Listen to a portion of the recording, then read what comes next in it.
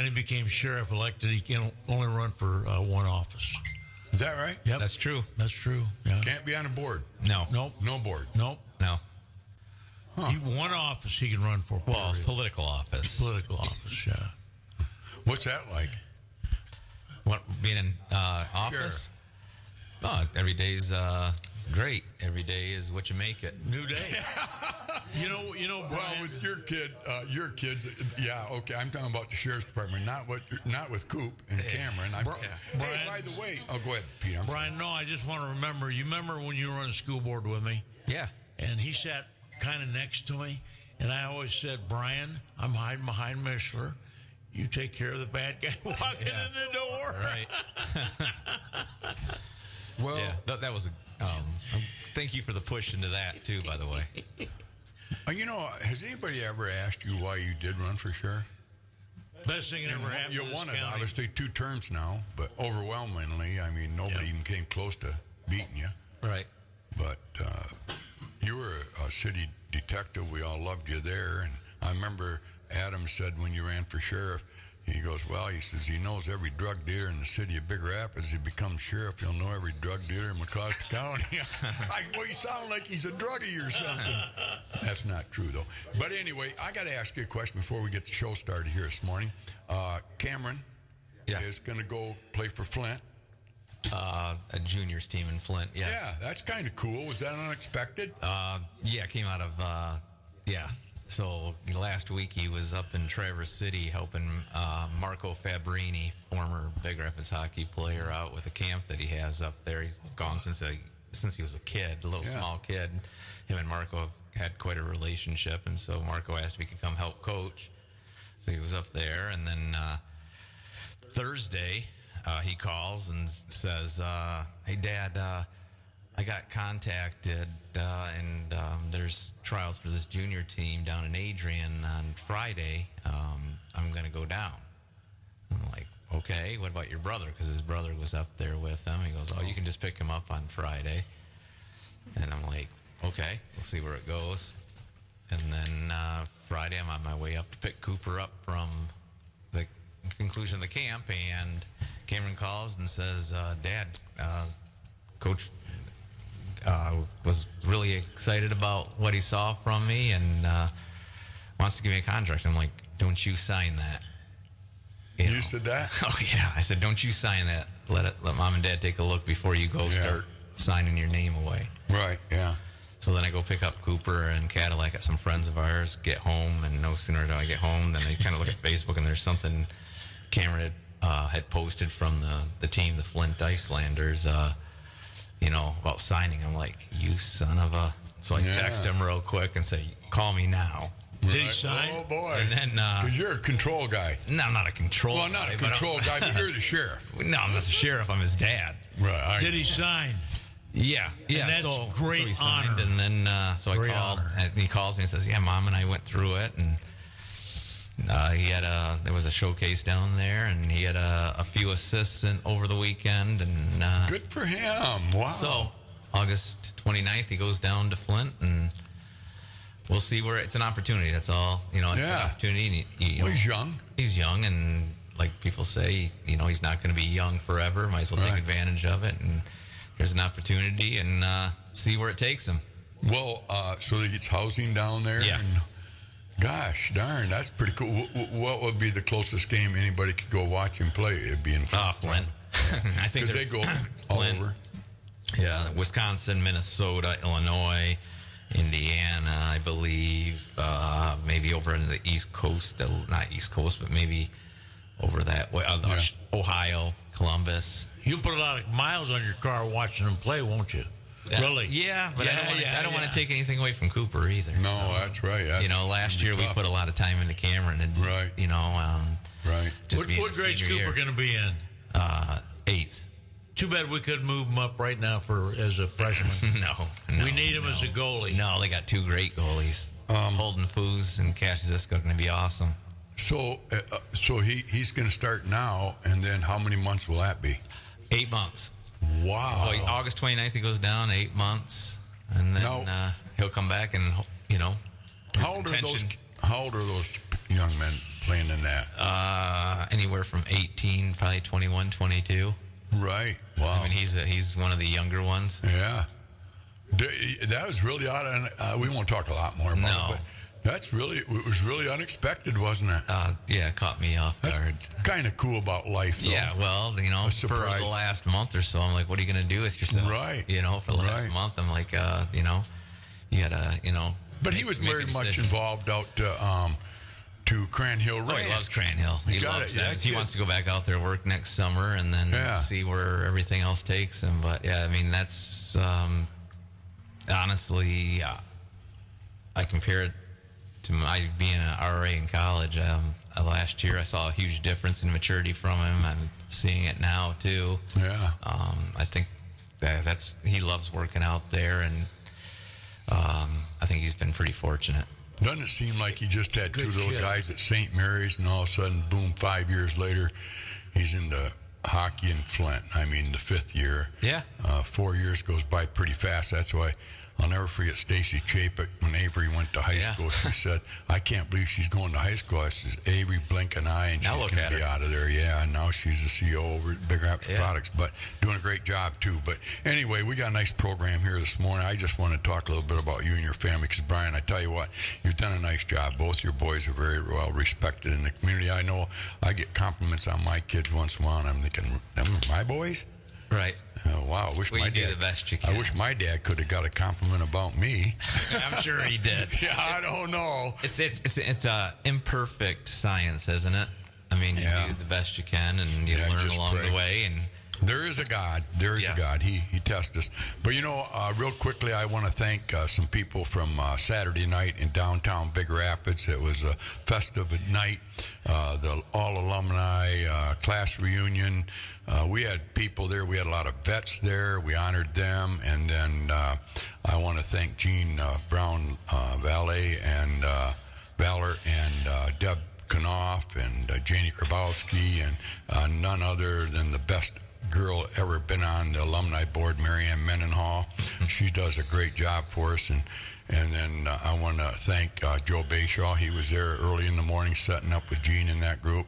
I wasn't showing up that morning. It was just too early for me. No. I want to thank Dan and Gretchen Spadowski for the sound system. Dan did a great job. He does a really nice job. You get into something like that, a program like that, and usually it's so damn loud you can't hear each other talk. Dan kept the music down. He kept American songs on. He didn't play that jibber-jabber stuff. He played some great songs. We all appreciate him every year in, out. Shooters did a nice job at the bar there. The girls were very pleasant with the crowd that they had in there, and they really serviced. Every year, Shooters gets better. Deb likes to have it down there. I say Deb Knopf. She's big time. She's our treasurer, and does a great job. And her and Jeannie, they like it on the south, right there in the middle there. And whatever they want, them girls can have it. And then I don't want to forget Linda Myers. My God, what a contribution she's been to that board. She brings the educational background, but not so much that. She's just got great work ethic and goes out and gets the sponsors. And talking about sponsors, we had a lot of sponsors, thanks to Linda and that group that went out and got them. If it wasn't for this guy that got the Distinguished Alumni Award this year, Rex Schuberg, we wouldn't be downtown, really. I mean, I went to him years ago, and I said, we always have it at the high school, and we have kind of a smaller turnout every year, and average age is right around Pete Kent's age, 85, 89. And we got to get these young people involved. So we talked about it, and Rex says, how about having it downtown? Let's do it. So the rest is history, and that's one of the things that he was recognized for Saturday night, along with other things that he did throughout his lifetime. He's just a great friend, and I'm glad he got it. So I want to thank you. You heading out, Pete? Yeah. Well, happy birthday. Got to go to the doctor. All right, you get to the 89 years old. That's all you do is go to see the doctor. See you, Bobby. Yeah, so anyway, we had a great time Saturday night. So that being said, what am I forgetting? Oh, make sure you vote. Vote right. It's Chris Cricky's birthday. Chris Cricky. I wanted to reach out to Chris. Yes. Yeah. And then Karen Weber. Karen Weber. Yeah. And who else? Megan Dunn. Jason Lazinski. Yeah. Is it Jason's birthday? I don't know, but isn't he run for AD for Big Rapids High School? That I don't know, but I think get the word he would out. be in a great choice. I know you would be. I tell you what, he put his name in the last time. Yeah, and he came to me last time and said, "Hey, I'm going to do this." I'm like, "Well, I lost him." Yeah. Yeah. Well, if they're smart, they'll hire him. Yeah. Yep. Yeah. You So know, everybody out there. Well, I can tell you he would do an outstanding job, and he knows the in and outs of sports. It might be a little learning curve, but there is with everything. Yeah. Well, hopefully he'll get it. We need him. We need a big, strong body in there. The other gal did a nice job. She found her way back to Ferris. Stephanie did great. Yeah. But yeah. We had her on the program here. yeah, yes, we did. At, sports. So maybe we'll have Jason next. Yeah. Well, I tell you what, it's 13 minutes to 9. We'll take a break. That way we can stop talking about this stuff and come into our program. Right. That's right. Do that. We want to thank Big Rapids Pennzoil and all the rest of them, Bob. Yep, you got it. Coming up, Curries Corner, B1039. There. I'm Seth Wenger from Wenger Insurance. For more than 100 years, we've been providing professional service and competitive insurance to West Michigan. Come visit us on Perry Street in Big Rapids or give us a call at 796-0778. We're here for you now, and we'll be here when you need us most. 796-0778. Dale, I've known for many, many years, and I tell you what, when somebody needs some help, he's there. Just a Mecosta County resident, Dale Whaley is a good American. So if you're ever looking for a drywaller for free estimate, call Dale. I'm telling you, you're going to be happy with his work. I have recommended Dale to a lot of people, and you know what the greatest compliment I've ever gotten is thanks for sending Dale. He did a great job for me. Guy's just fantastic. Just not only is a drywaller, but DW2 drywalling, but just a great person. It doesn't hurt to have him come into Curries either. There's just so many good things about Dale. He's just a great American, and give him a call, DW2 Drywall at 231-679-0475. That's right, 231-679-0475. Dale Whaley is DW2 Drywall. Greatest guy on drywalling end of it. Paris Auto Sales, just north of the airport, is the Big Rapids area's oldest used car company with no name changes. Hi, I'm Josh Waglarski, General Manager of Paris Auto Sales. Come meet my team. This is Boyd Brower. I've been a sales consultant at Paris Auto Sales for 26 years. Scott DeVries with Paris Auto, winner of the People's Choice of Mecosta County, here to help you. Hey, it's JV, online sales manager at Paris Auto Sales. If you have the means to come in, I can help you from there. We provide detailed explanation on the cars, 360 videos, and we want to make it easier for you. That's Paris Auto Sales, located at 18415 Northland Drive, just north of the airport. Where do you go for Michigan's #1 concealed pistol license course? The same place thousands of Michigan residents have over the past 15 years, the Barrington Firearms Training Center. The BFTC conducts state-certified CPL courses right here locally inside the Barrington Conservation Club at 3444 18 Mile Road in Barrington. For just $99, all you need to bring us is your Michigan ID to these all-inclusive one-day CPL courses, which include the use of firearms, ammo, IED protection, coffee and donuts in the morning, and lunch at noon. That's right, just $99 gets you everything needed to take the police department instructed course and includes the training necessary to safely load, unload, handle, and store your firearm. Students will also be trained on when it is legal to defend themselves with a firearm under Michigan's Stand Your Ground law and Castle Doctrine. Call 231-250-7257 or go online at michigancpltraining.com to register for one of their upcoming $99 all-inclusive CPL courses. Get armed, get trained at the Barrington Firearms Training Center. When the time comes to say goodbye, you need a funeral home that understands your family's needs. The Monk Janowitz Funeral Home in Big Rapids and the Janowitz Family Funeral Home in Remus have been a trusted part of this community for generations. They do take care of every family like their own, and they hear it time and time again. My name is Christine Doyle. I would say there's lots of funeral homes in the area, but there's only a small few that can do it with class and with quality and with that personal touch and care. And I would put Janowitz Family Funeral Home at the very top of that list. Let them help guide you through a challenging time with care, respect, and compassion. The Monk Janowitz Funeral Home in Big Rapids and Janowitz Family Funeral Home in Remus. Local, professional, and here for you when it matters most. The Janowitz Family Funeral Home, now also serving Lakeview and Edmore. At Curries! Pete, Why do you come to Curry's? I go in there for breakfast every single morning back except the week. Well, on Sunday. I usually go to church. But I love the scrambled eggs and bacon and toast. Homemade. My name is Drew, and I'm 6 years old, and Sue Bean is my Giga. Giga has worked with all kinds of people, helping them find the home of their dreams. Giga is also my grandmother. She loves working with adults who are serious about finding a piece of property that suits their needs. Giga drives us everywhere. She's pretty sweet, but the best path she drives is getting you to the closing table. Sue Bean, Big Rapids Realty, 231-580-9546. That's 231-580-9546. Or email her at sbean@bigrapidsrealty.com. All right, we're back. We are. My Lord. On there. I was just reading my notes here, and you have notes? Got one from Tony Foster there, but I think he was probably trying to tell somebody else something. All right. Good morning, Sheriff. Again, we'll start this over again. Now we got all that other stuff out of the way, which was important. Which was important. We have Chris with us this morning. Christine with us this morning. And she is with the Mecosta County Association Victim Services Program. Since I asked her how long has it been going on, you got 1985, but Mecosta County has been going on how long? It's been 4 years. 4 years now, yeah. Yeah, 4 years in May. And then I was asking her off air there a little bit of who funds that, and Brian jumped right up that it's all self-funded. It is self-funded, yes. Yeah. So we count on the community and local businesses and anybody who would like to better our program to donate, and that's how we get our funds. Well, tell us about the program. Well, Victim Services Unit has been around for a long time here in Mecosta-Osceola County. It's only been 4 years. There are, of all the counties in Michigan, I think there's 83 counties total. And I think 62 have victim services units. So it kind of started all when Brian became sheriff along with Mark Cool. They became sheriff at the same time, and at sheriff school they learned about Victim Services Unit, and both thought that that was a great program to be involved in and to bring to our community.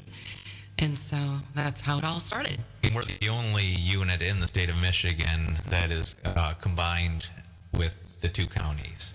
Okay. Mark and I, just due to the fact that we're as close, we're smaller counties, we work together so much that we thought, why not just do it together and make just one unit. So we're the only one in the state that is like that.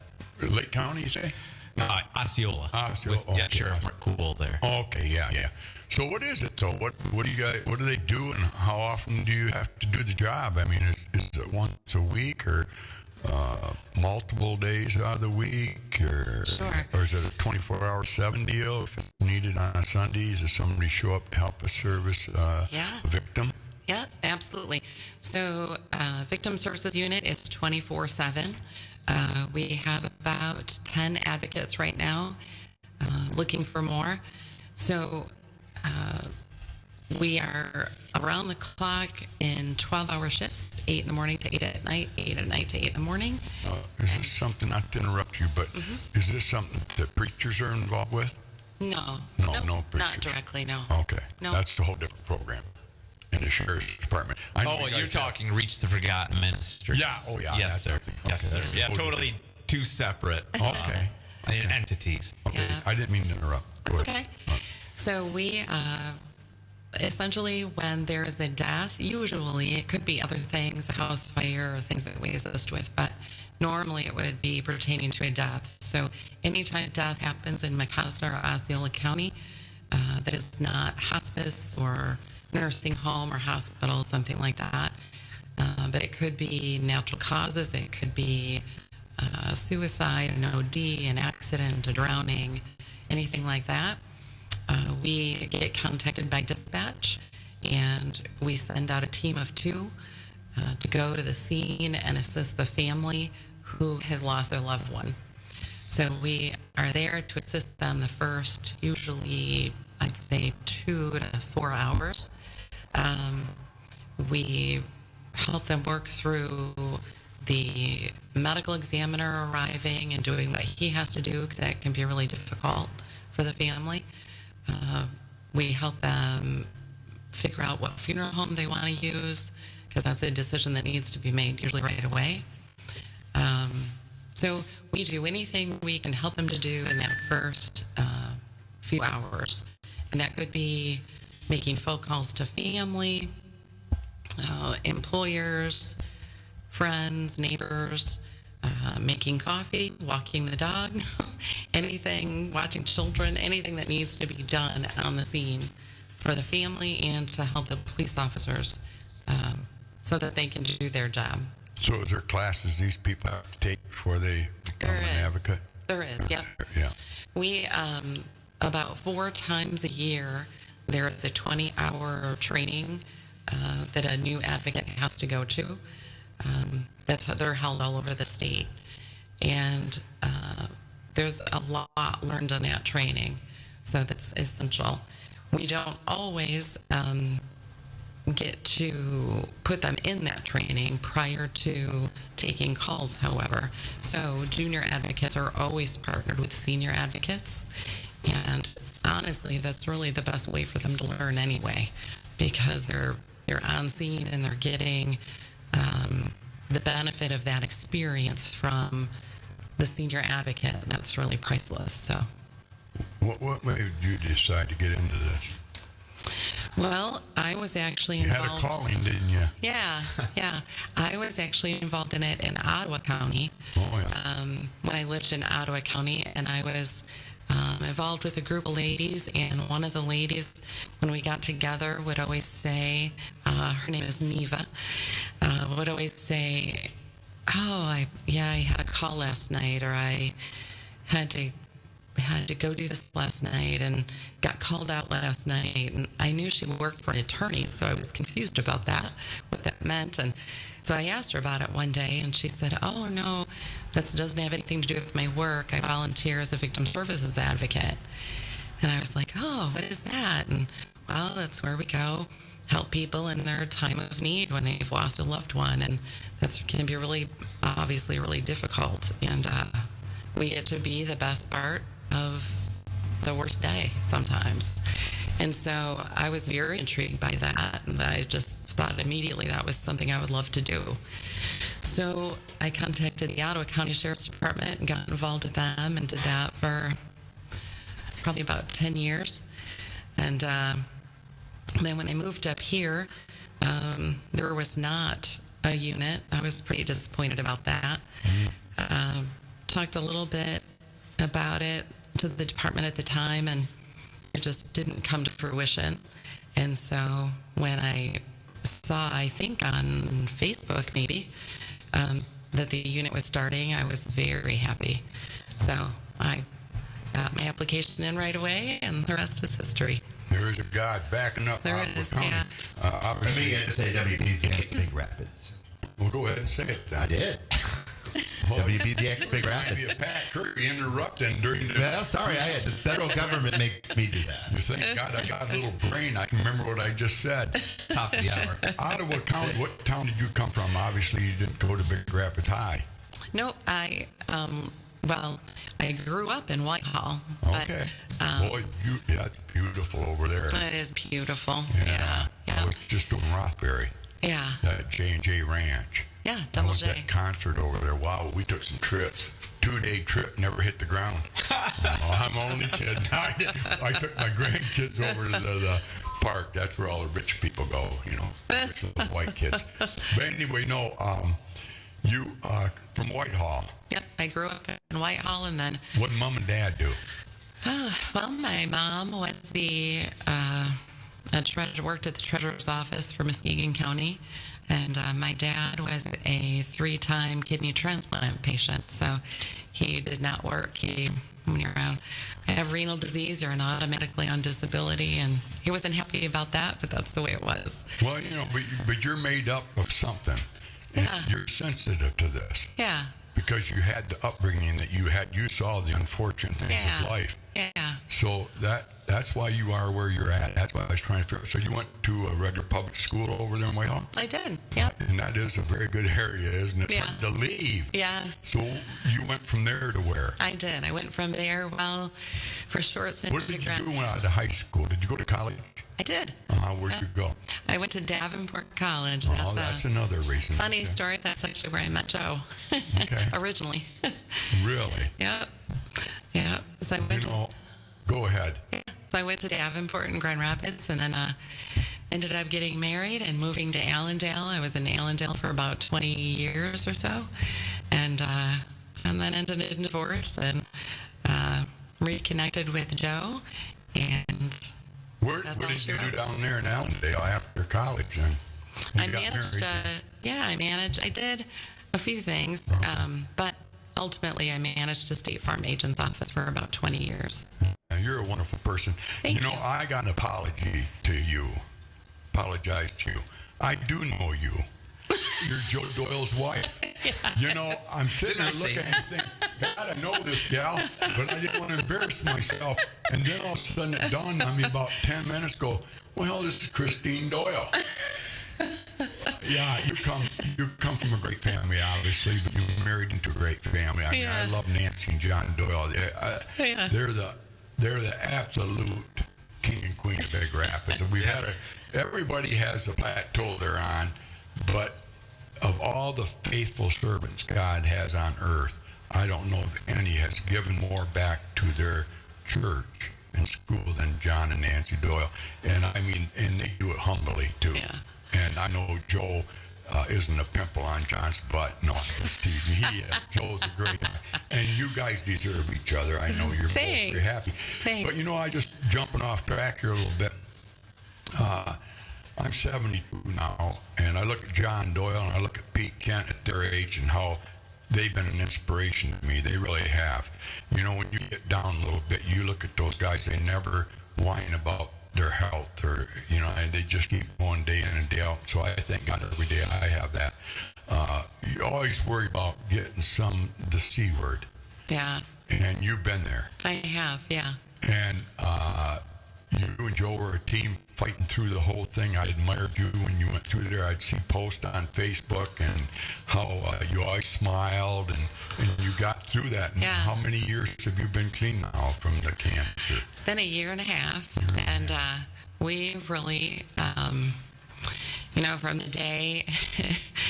It was a whole my chart incident. Everybody's had an incident with my chart, I think.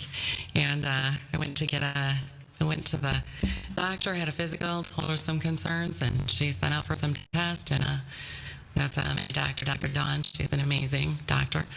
Anyway, and so they sent me out for a CAT scan, and as it would be 11:30 that night, I got the results back, and Joe woke me up on the couch because at the time I was sleeping a lot, and we were going to go to bed. He woke me up. I'm going to put the dogs out, baby, so let's go to bed. And okay, and I pick up my phone and notice that I have a result in my chart, and opened it up, of course, right away, and you can't read all of that, but there's some words that stick out that tell you what's going on. And so Joe came in, and I said, hey, you might want to sit down. So we went through that together, and that night Joe prayed and said, dear God, I just want to thank you in advance for healing Christine. I know. And and so I say he showed up the whole time. He showed up. Yeah. Even beforehand, actually. I got my diagnosis in August, and in January, we hired my assistant, Mary. We own Doyle Forest Products, so hired my assistant, Mary, and if we would have gotten to August and I would not have had somebody there who knew what they were doing, we would have been in trouble. And so I always say he showed up before we even knew we needed him in that way. And it was after the diagnosis, everything was the best result that it could be. It ended up being a small watermelon-sized tumor that burst before I had surgery. And The fluid was clear, the rind of it was clear, everything was clear, so it had not went anywhere. Just the center of that tumor, and that was removed, and so it is. My kind of cancer is known to recur, but it's been a year and a half, and they say if I can get through 2 years, my chances go way down. So I'm shooting for 2 years. So that's the first goal. Did it change? This is not a dumb question, but somebody listening out there, just how did it change your life? You already were a great gal, I know that, and you were just a wonderful person when I met you. Well, you were, and Joe, and you were so happy, so it wasn't like you were a mean son of a gun. I had a good friend of mine that died and came back, and he said, all I saw was a black hole. There is a God. Yeah. And he became a Christian after that, and he died a good man. But prior to that, he was kind of a nasty fella. But you weren't that way by any means, but did it change you at all, or you were same old Christine with a little more faith, or? No, I think for sure it deepened our faith. I mean, Joe and I had great faith already, but it's when you have all those thoughts racing through your mind about what could happen, and you know that your grandkids might be missing a grandma, and all the things, that's very sobering. Right. And so I think it deepened our faith, it deepened our relationship for sure. I mean, Joe and I have always had a great relationship, but there's something to be said about somebody who's on their hands and knees next to the bed cleaning up puke with a phone flashlight so they don't wake you up. And yeah, I was with the right partner for sure. And yeah, it changes the way you look at some things. So some things aren't quite as important, and some things are much more important. I bet you have no hate for anyone. For sure. I do too. I just don't understand why anybody, like at the class reunion there, I looked at those people out there, and I saw a couple people that you might say don't really care for me. And I really feel bad for them, because I really don't hate them.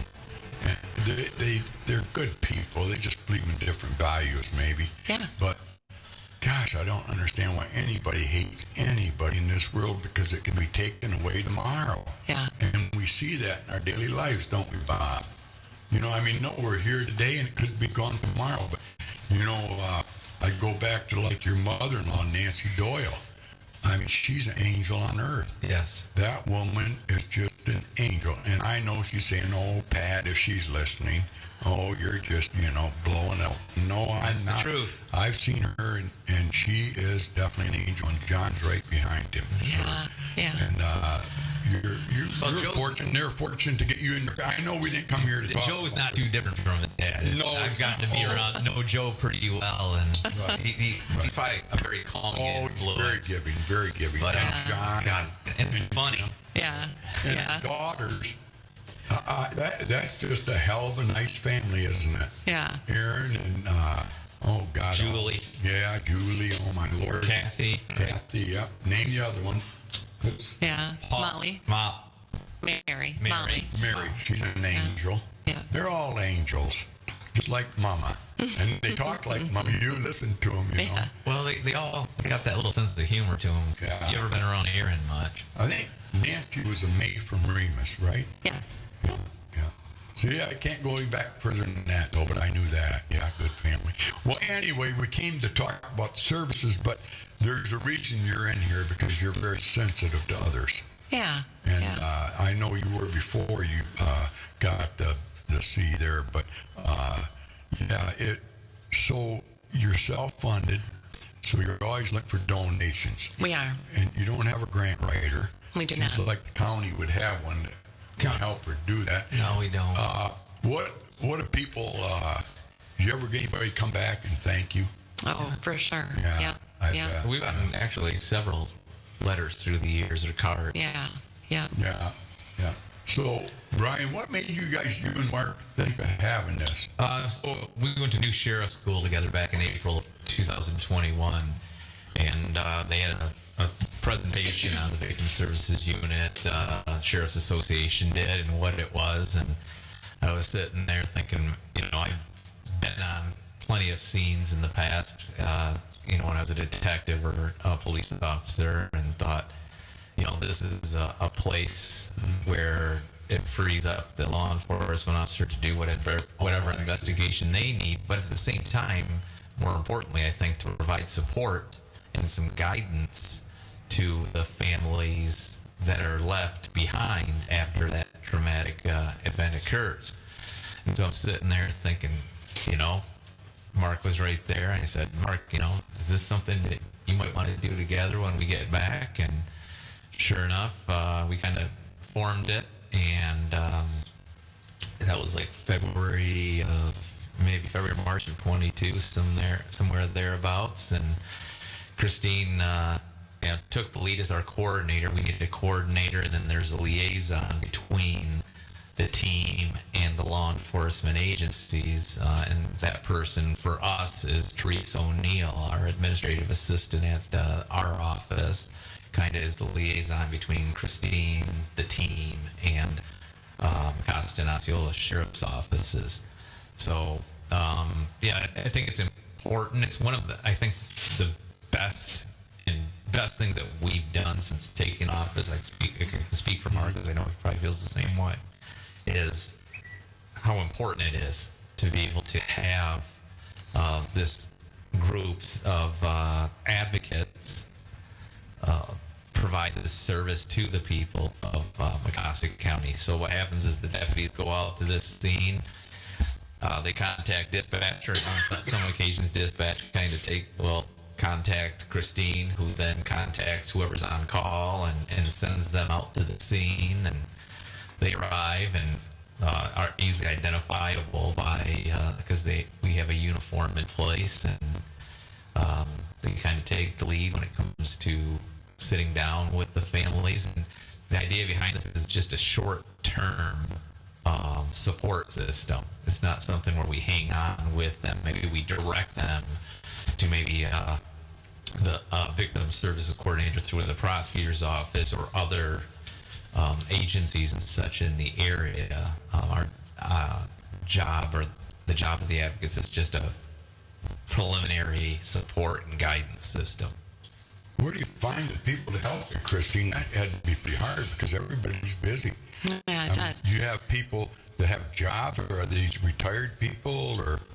No, we're all of the above. Okay. It is difficult, and we, of course, when I started, we had a team in place because it had been advertised that it was beginning and all of that. And so, but over time, we've lost some due to moving and just retiring, just kind of out of it altogether, retiring from work, and then they had been with us and then just kind of retiring from us. Maybe they're not seeing well to drive at night anymore, or things like that.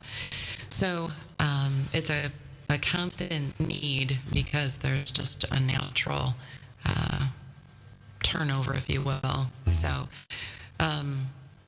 that being said, I always say it is a big volunteer opportunity. You know, sometimes volunteer opportunities are not less important, but just less demanding.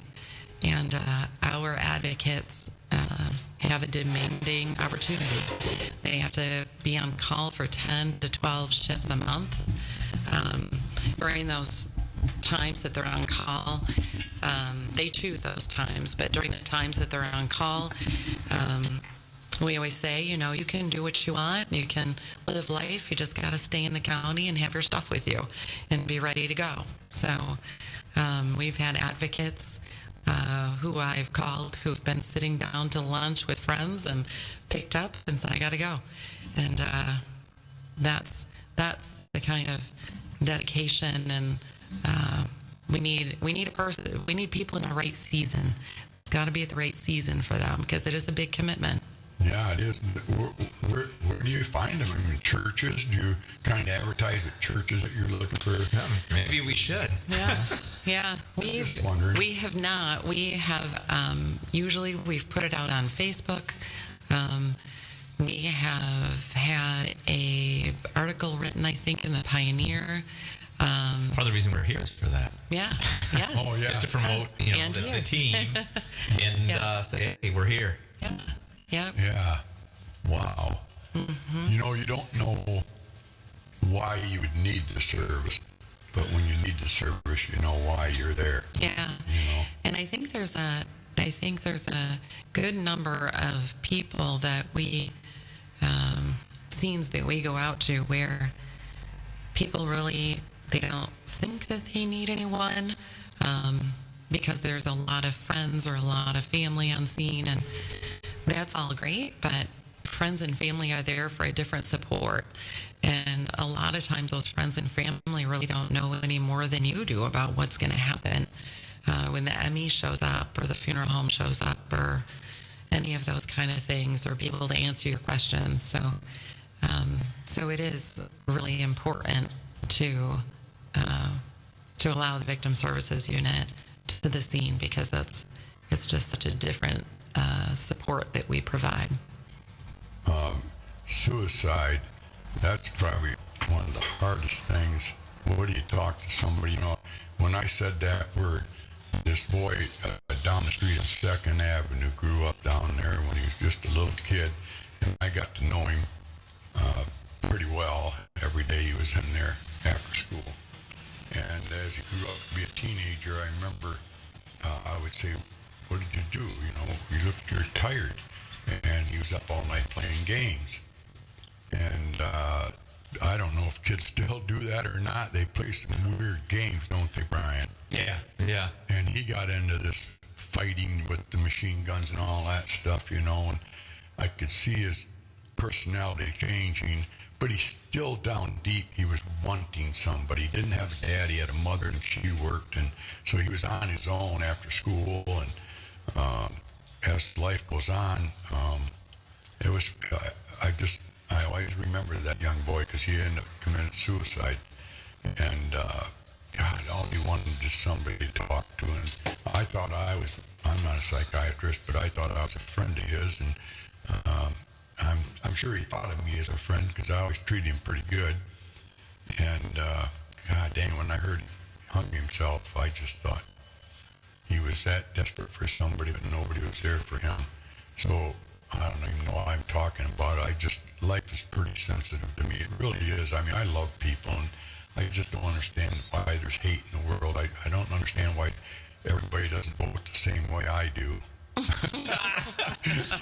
Bob's over here shaking his head. I had to say something before I started crying. But suicide has to be one of the hardest things that you guys go on, huh? Suicide is, I tell every new advocate, suicide, I think, is the worst call they'll ever take.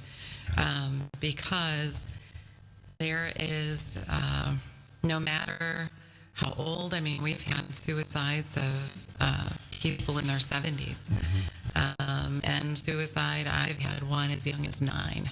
Wow. So, so suicides are for sure the worst. I looked at some statistics before I came in. We've taken in our time up, we have taken about 150 calls or so, and about 20 to 25% of those are suicide. Really? That's not to say, just to clarify, that's not to say that 25% of the deaths in Mecosta-Osceola County are suicide, because we don't get called to every single one. Right. But of the calls we've taken, 20 to 25% are suicide. And the most impactful, at a training, the most impactful thing that I heard a woman say, who's a suicide expert, if you will. Oh, okay. Yeah. She had talked about a study that was done on all of the people that had jumped from the Golden Gate Bridge and survived. And there's only, I think, like 12 or something like that. And they did a study where they asked those 12 people the same questions. And one of those questions was, what were you thinking between the time that you jumped and the time that you hit the water? And every one of those people said they changed their mind. Wow. And that was so impactful to me because people have a way of attaching a negative stigma to somebody who commits suicide, that they were weak or they were selfish or whatever it may be. But there is just more and more turmoil in the world and more turmoil in people's lives. And that can be a big wall to some people that they just don't know how to get around or get over. And we've seen some horrific situations, and yeah, it is sad every time. And a lot of times, I think the hardest one I had ever dealt with was, a lot of times when you're on scene, something comes out about the person that was maybe an indicator, something. They didn't have any friends, or they were getting bullied, of course, or they just had a terrible breakup or a terrible divorce or something of that nature. But I went on a scene one time here in Osceola County where a young gentleman took his life, and there just did not seem to be anything that you could point to, just nothing. He was involved in things, and he was well loved and lots of friends and girlfriend and just all the things, and still, for whatever reason, made that decision. And that was probably the toughest call I've been on, to be honest. And I think with a suicide, the tough thing about that is there's at least one person, if not many, on every scene who has some level of guilt. And that's really tough to squelch. That's really tough to try to turn somebody's thinking, or try to help them, at least in the small window that we get them, to try to turn that corner with them. But that's very difficult, and that's very difficult to watch.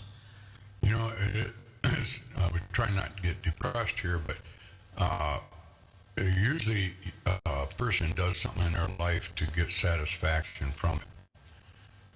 Do you get any satisfaction as far as doing God's work? Because that's what you're doing, helping somebody out.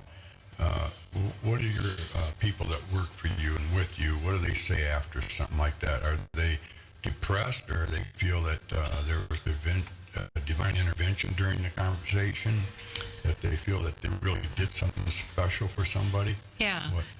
Yeah, I think that... we always debrief. We say we, but you and the advocates always debrief after, and then once a month, if we can, we have a meeting where we openly talk about those cases. I'll let you talk more, but I think that's what's important. Yeah. Yep. We, to answer your first question, I think there's, I've talked to a lot of people about what we do, and there's always the people who say, oh, my word, I could never do that. Right. I could never do that. And I think if you're somebody who knows that you could, I don't want to say it's a duty to use the gifts that God gives us. And if you're somebody who can say that you can do that, that's something you could do, because there's so many people who couldn't, that's just maybe something you should check into. And back to to how we handle the team. After every call, the team calls me together. So the three of us, debrief.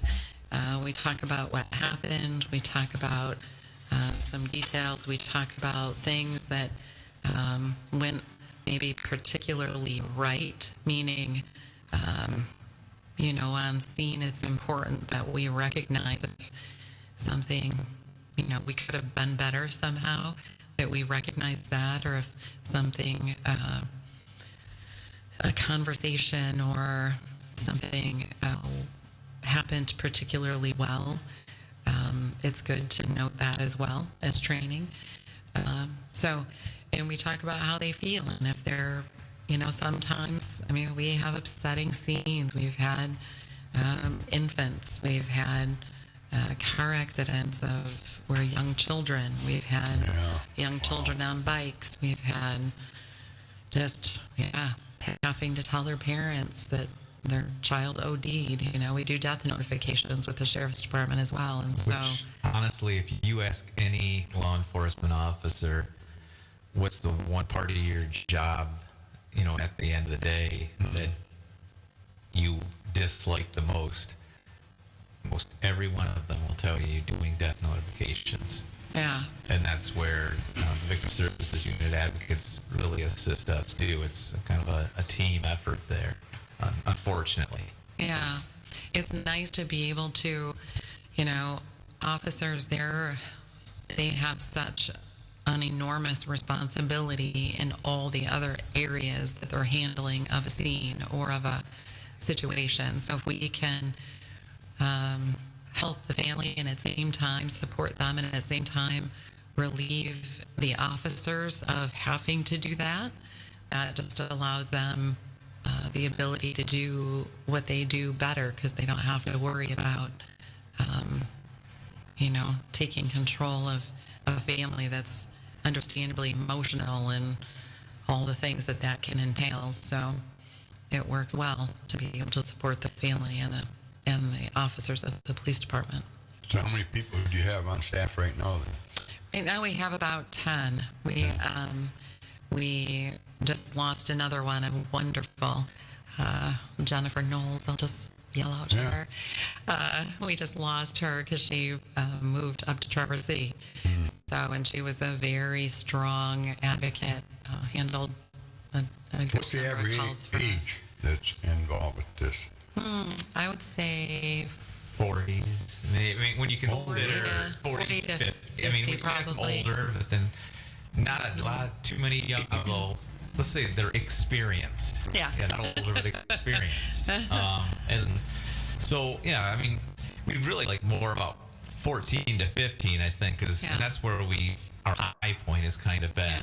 We're down to 10, but so we're looking for more. Somebody that's caring and has time to give back, and just has that mental fortitude that's kind of needed to be able to provide that support. We have a lot of people in Mecosta County that fit that description, that's for sure, because we are a big caring company. Mecosta County is, it's the best. I call it a company because we're all in it together. And that being said, what are the hours? Do you guys pick like 4 people for this week and 4 people next week, or do you pick? Christine does a great job at that. So we use the scheduling app on our phones that we all download, and then all of the advocates are able to go onto that app and they apply for their shifts, 10 to 12 a month, because we send out teams of 2. Try to do that always. Once in a while, because we cover a lot of ground, 2 counties. It's a lot of ground. Right. Yeah. So once in a while we end up with only 1. But that being said, so 15 would be ideal. People that are retired would be ideal that can do day shifts. Day shifts are tougher to get covered. How often during the month is this being used? Would you say the average? I'm going to say probably at the minimum 4, at the maximum. I think we've had 10 or 11 even in 1 month on a high month. That's not typical, but that's I'd say 4 to 5 a month is the average. People that you have to go out. 4 to 5. I mean, when you consider both Mecosta and Osceola counties and some traumatic events that happen in each, and maybe not traumatic to everybody else, but traumatic to that family or those involved. And hopefully, not to sound the way this is going to sound, but hopefully we get called out more and more. And what I mean by that is that right now I would stand to say we're probably not being 100% utilized as much as we could. Because you can't do it. I mean, you don't have anybody. No, because it takes a mindset. There's turnover in officers and turnover in dispatch and turnover in people that need to be accustomed to who we are and to utilizing us. And so if you have, let's say, a newer officer or,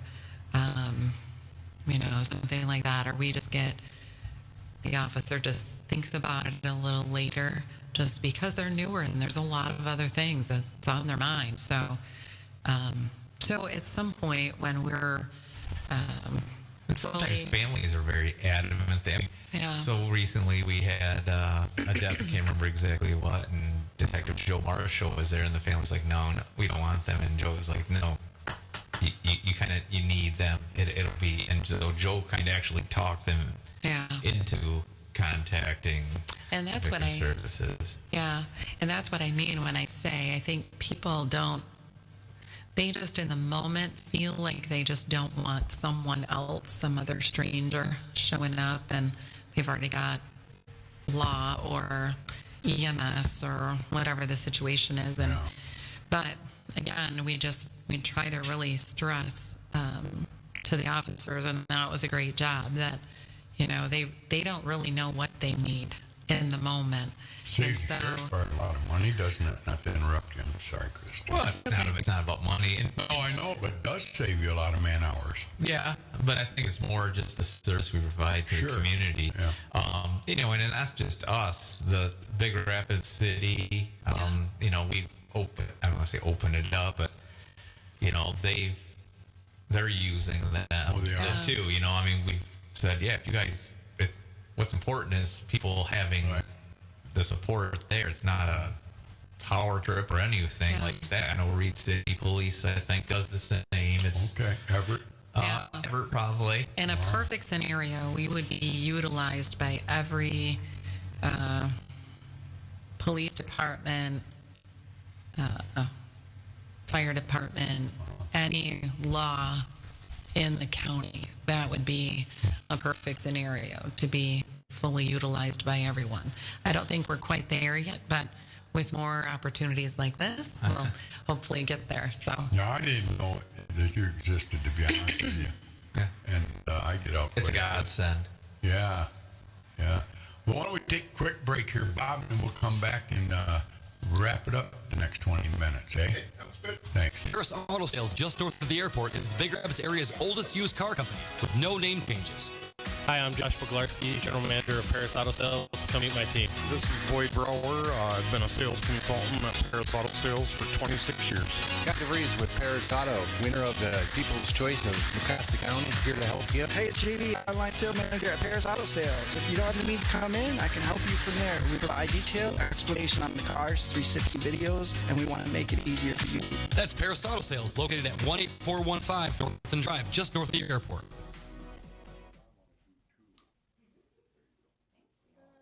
I'm Seth Wenger from Wenger Insurance. For more than 100 years, we've been providing professional service and competitive insurance to West Michigan. Come visit us on Perry Street in Big Rapids or give us a call at 796-0778. We're here for you now, and we'll be here when you need us most. 796-0778. Dale I've known for many, many years, and I tell you what, when somebody needs some help, he's there. Just like your typical Mecosta County resident, Dale Whaley is a good American. So if you're ever looking for a drywaller for a free estimate, call Dale. I'm telling you, you're going to be happy with his work. I have recommended Dale to a lot of people, and you know what the greatest compliment I've ever gotten is thanks for sending Dale. He did a great job for me. Guy's just fantastic. Not only is a drywaller with DW2 drywalling, but just a great person. It doesn't hurt having him come into Curries either. There's just so many good things about Dale. He's just a great American, and give him a call, DW2 Drywall at 231-679-0475. That's right, 231-679-0475. Dale Whaley is DW2 Drywall. This guy on the drywalling end of it. Where do you go for Michigan's #1 concealed pistol license course? The same place thousands of Michigan residents have over the past 15 years, the Barrington Firearm Training Center. The VFTC conducts state-certified CPL courses right here locally inside the Barrington Conservation Club at 3444 18 Mile Road in Barrington. For just $99, all you need to bring us is your Michigan ID to these all-inclusive one-day CPL courses, which include the use of firearms, ammo, eye and ear protection, coffee and donuts in the morning, and lunch at noon. That's right, just $99 gets you everything needed to take the police department instructed course that includes the training necessary to safely load, unload, handle, and store your firearm.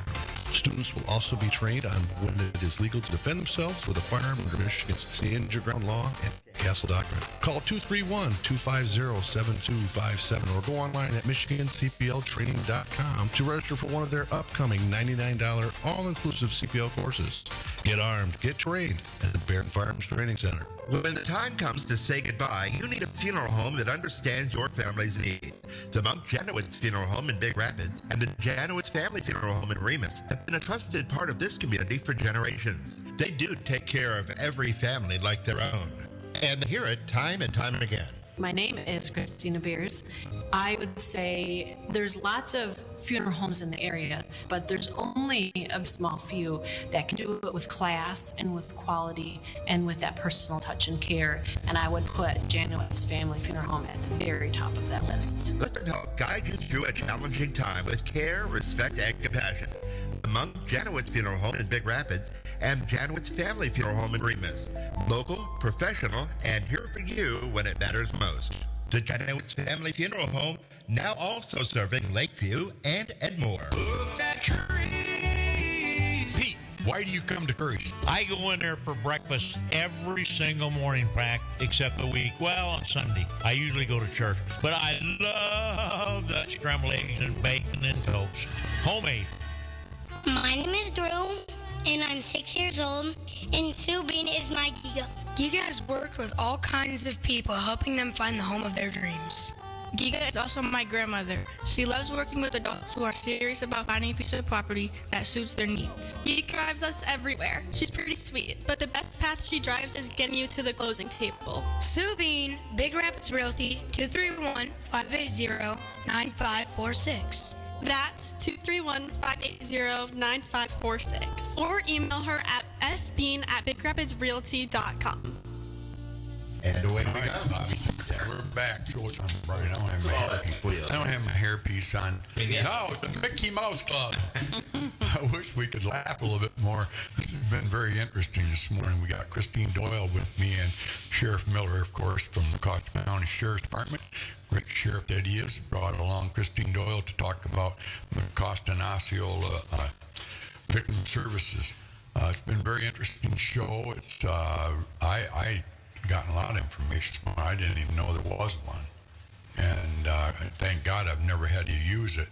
And we've talked a lot about suicides and accidents and stuff like that. That you guys go and talk to the people about it and comfort them and all that. It's a tough job. It's not for everybody, but I guess what we're trying to do today is to hopefully there's that person that God is talking to right now and praying to right now that comes out and helps her, because Christine, definitely you're a special person.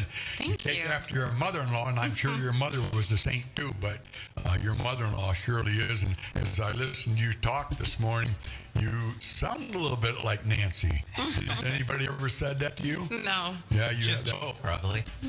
Well, maybe, yeah, but yeah, you know, she again, a big part of my heart, the Doyles too, that's for sure. But Christine Doyle's here. We're talking about the Mecosta County Services, Advocate Services. Mecosta-Osceola Victim Services Unit. Yeah. So It's a you were mouthful. saying something off. What else were you talking about? Some nonprofit coming to town here? Oh, I was saying that we should at some point talk about Love in the Name of Christ. Love Inc. It's come to Mecosta County, and we are very excited about that. It's an affiliate.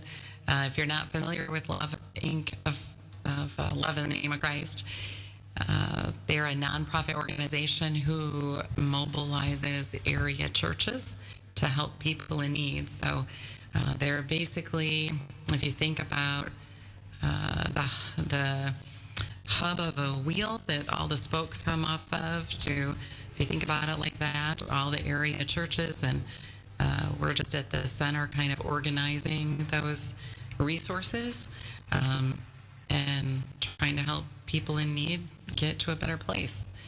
And so probably the biggest difference about Love Inc. To some other nonprofits is we're not a handout, we're a hand up.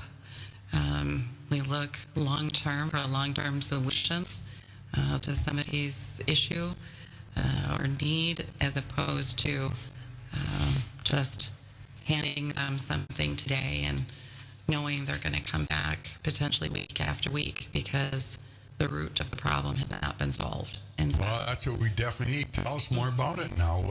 How do they do that, and who is going to benefit from it? Somebody that lost their job, maybe, or how do they come to you? Sure. So, so we have not opened doors, so to speak, yet. But it is one of those things that, again, God has had a hand on the entire time. From the beginning, as an example, our 501c3, they told us it could take up to 1.5 years to get that back, and we got it back in 6 weeks. We were looking for a place to be. We weren't sure if we were going to rent or buy something, or kind of what we were needing to do. And all of a sudden, a local church ended up, they pulled out of a building a while ago, and so they were selling their building. And so we were able to get that from them for $1. So that was quite a gift. And that was a United Methodist Church. Oh, really? Across from Janowitz? Kitty Corner from Janowitz? I'm not sure where they're... On Warren Street? Yeah, I'm not sure where they're located now. But the church that we bought is on 3rd Street. Yeah, okay. Yeah. So that came about just as a gift.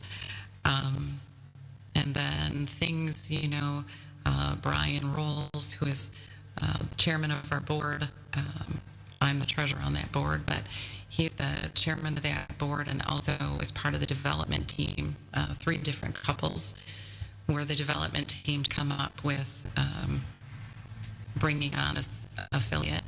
And so he's been doing a ton of work at the building, and we were going to have to replace some water lines, and it was going to be a big expense. And the city came in and said, oh, hey, so we need to replace these water lines. We're just letting you know. And I was like, wow, what an answer to prayer that all the things are coming together so rapidly to make it happen. So we're hoping to be up and running by the end of the year.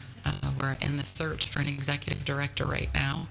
So So that's where we're at with that. Who else is helping you on this? Brian Rose and you? Yeah, Brian and Brenda Rolls. Geez, I'm going to forget somebody I know. John Grice is on the board. Is that Sandy Hatch? Sandy Hatchu's on the board. Yeah. Bill Stanek is on the board. Alita Carr, her husband is a pastor. I know I'm forgetting some people, that's but probably unfair, yeah. So you're pretty excited about that. I'm so very what excited, exactly? Somebody saw a need in Mecosta County. Mm-hmm. Who was that? Who got them to come here? Well, there's 3 couples that really instigated that. One of them were, again, Brian and Brenda Rolls, and then Chuck and Rachel Bonning, and Greg and Lois Burish. And they were the development team who kind of got it. I think, and originally, really, Brian and Brenda were they used to be involved in the one in Allegan County when they lived that direction. And so they were just here and getting lots of requests at their church that people needed help, and just it's a lot for a church to handle all of that. So what kind of help are these people looking for that would come into this? Well, so what would happen is they would call into what we call the Connection Center. The volunteer there will talk to them about what their need is, and that sort of thing. The area churches will have given us their. We already have 13 partnering churches, so those churches will give us a list of their resources. You know, they may have somebody who is a mechanic, car mechanic shop owner who's willing to do some pro bono work. They may have somebody who is a beautician who, if somebody has to go apply for a job and they need a haircut or just randomness, lots of things. They could be behind in their rent, or they could be... I'm sorry I interrupt you, but okay. I'm good at that, Christine. That's okay. I'm just going to be kind of blunt. How do you distinguish the one that really needs it and the one that's a con? Well, that's kind of the benefit of having a Love Inc. is because we keep a database.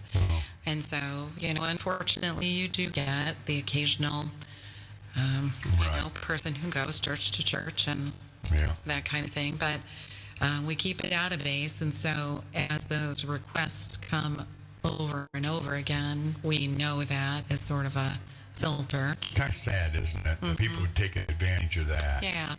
I mean, hopefully that doesn't happen real often, but it happens. So. Yeah, it does happen. I know firsthand it does.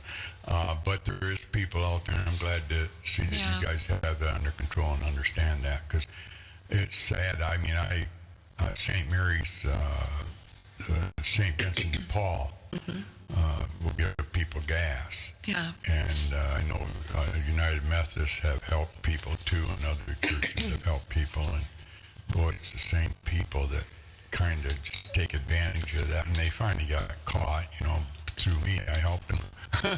But, I know there's a lot of people out there. What percentage would you say there is out there that you're going to be helping? I mean, is it going to be an everyday occurrence that somebody's going to come in there and want some help? And then moving along on that, is obviously it sounds to me like you're going to educate these people and trying to find them jobs too, or? Yeah.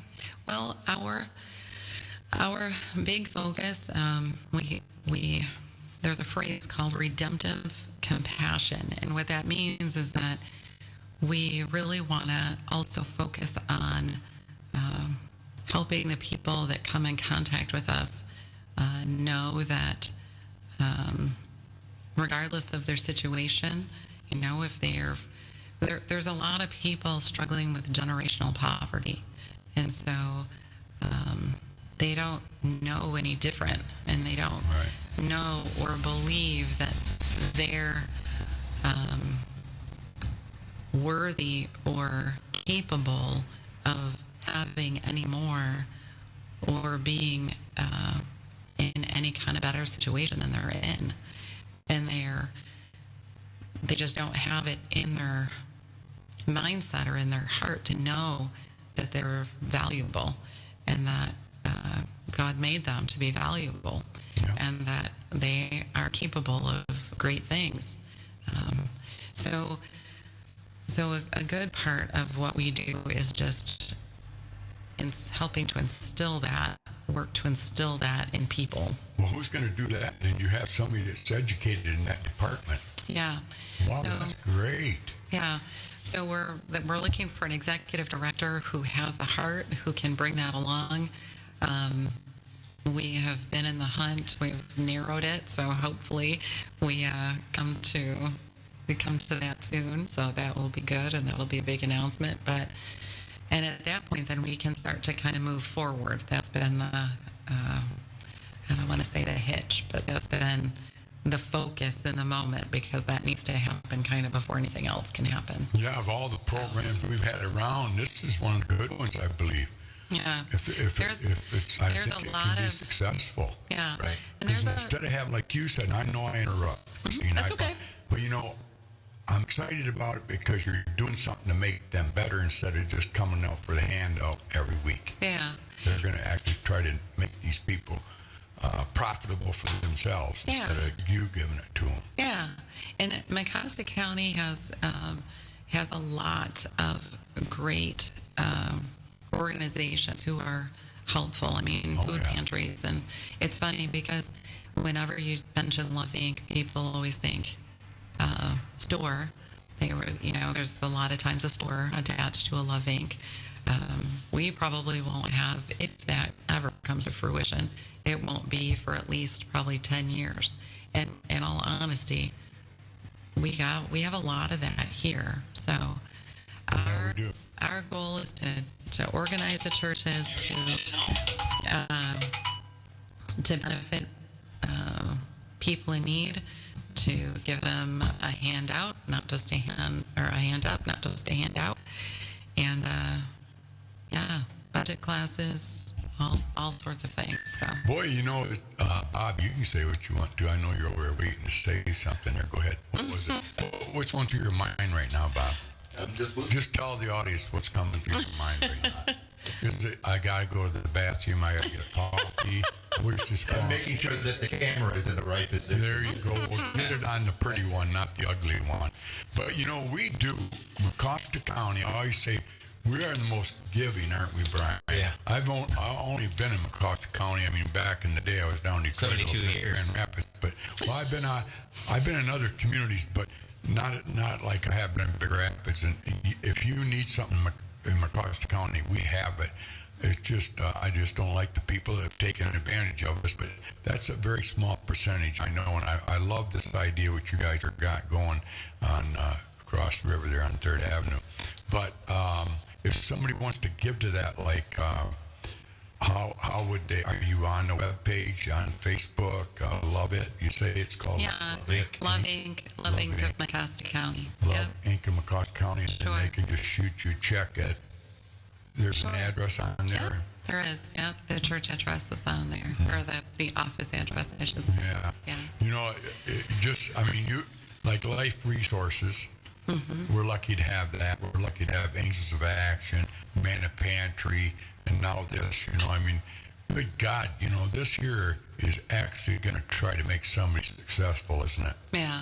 Instead of just being there every week, come in and get your check and go home and enjoy your TV. That's right. You're gonna try to get them jobs and see what they're educated in. If they're not educated, you'd help them on that day.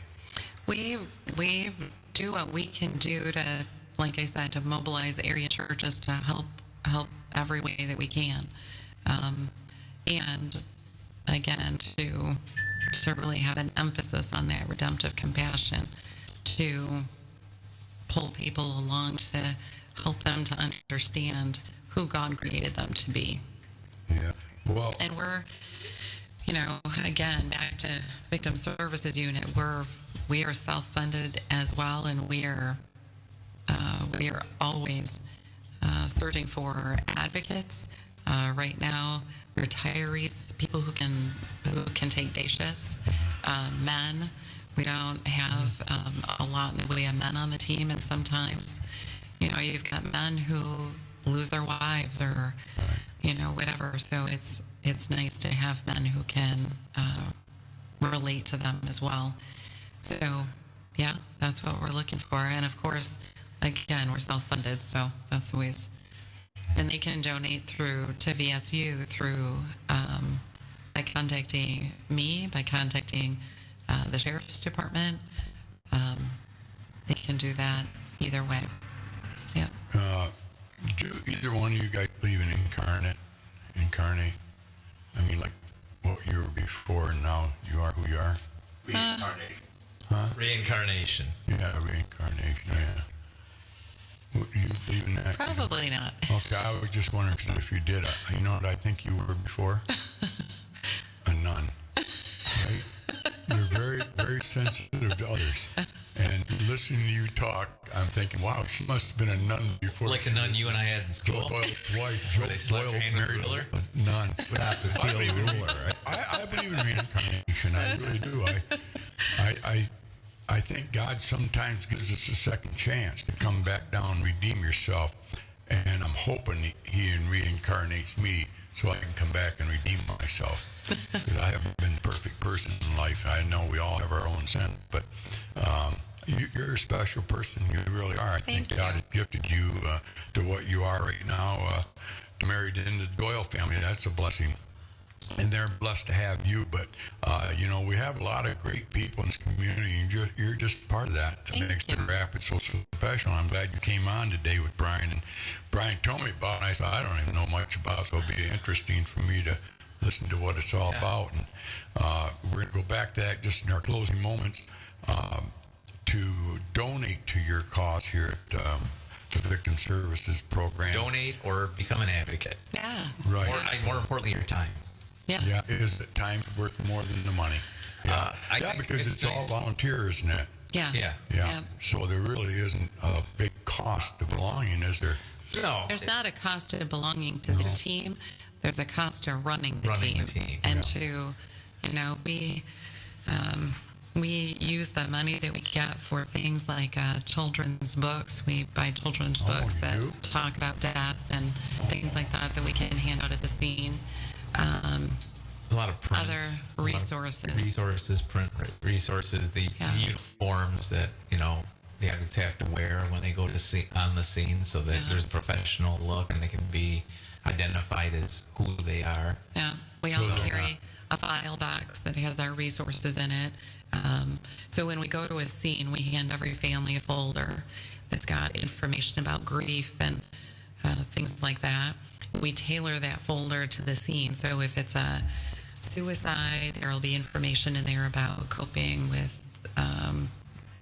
having endured a family member who lost their life by suicide. We, things about OD, things about all sorts of stuff. It's got information in it about community resources that are available to them. So, but all of that costs money, the file boxes and the folders and the printed material that some of it we have to buy. And, so there's a lot of need there.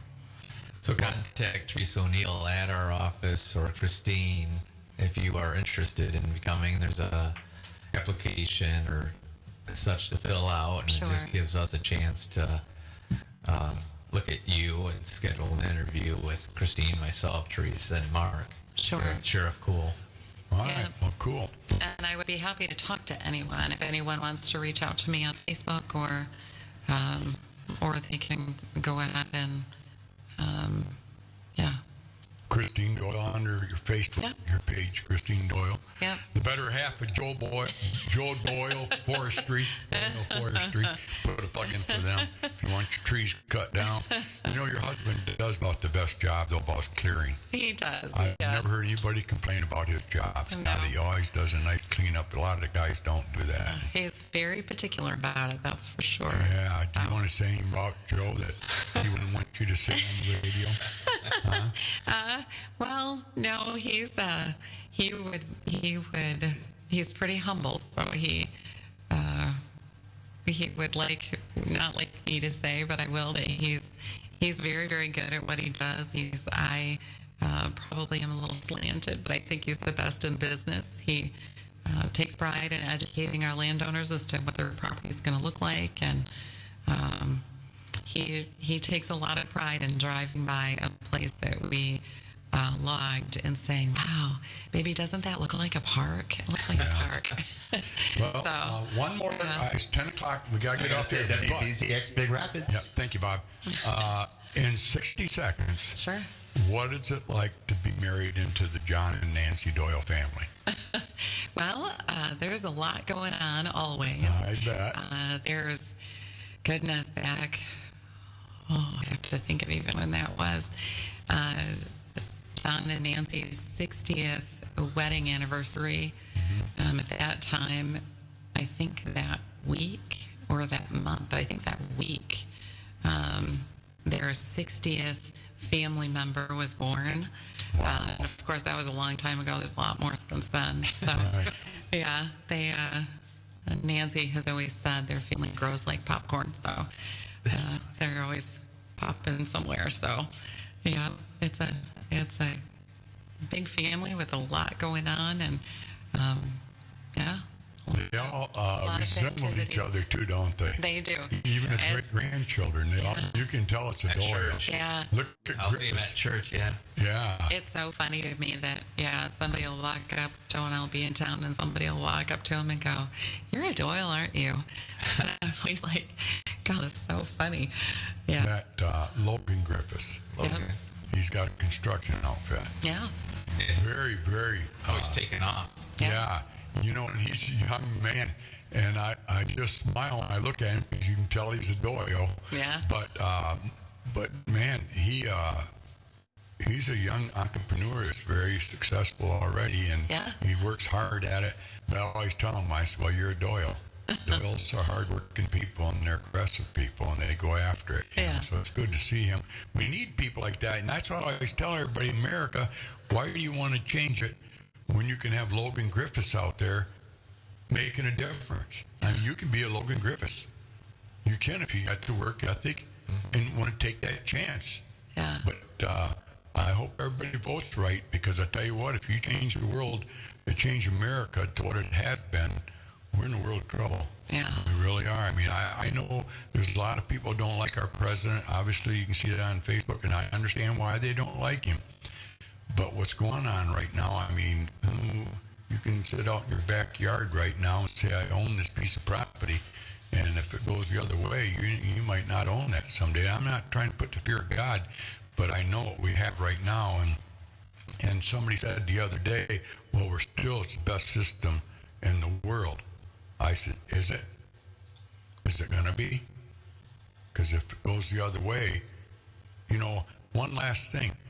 If you don't believe in something that somebody's telling you, get the facts. Just don't listen to Pat Curry or Brian Miller or Christine Doyle. Get the facts. Or Bob Aldrich. Or Bob Aldrich. But I'm telling you what, America is a great place right now. We have a lot of freedom. And look at all these other countries moving in here saying we want it our way. When they failed in their own country, and we're allowing them to fly their flag around our streets and marching up and down our highways, down to Indianapolis. What happened down there, I'm getting on a tangent, I know, Bob, and I'll leave you alone. I'll get it off the air. But I'll talk about it later. In fact, Got a lot to think. Go ahead. No, I'm going to shut her down right now. Tomorrow, I have John Raffle on the sports show. It's going to be a very good show for an hour from 9 to 10. John Raffle from the Pioneer, I'm sorry, not the Pioneer, but the Pioneer is going to be here with us, so that's going to be a really great show. He's been a great sports writer for many, many years. We're going to talk about some of back in the day stuff that he wrote about. And then next Tuesday, Bruce Borkovich from the township. Not only are we going to talk about the township, but we're going to talk about his family, where he's from. so you'll know who the township supervisor is and why he is who he is. Well, God bless America. Thank you, Christine. God Thank you bless for this opportunity. Many, many more years. Mecosta County needs people like you. So if you want to step up and be a Christine Doyle, you just get a hold of her on Facebook and join the great team that she's heading up. God bless you, Bob, and God bless America. Thank you.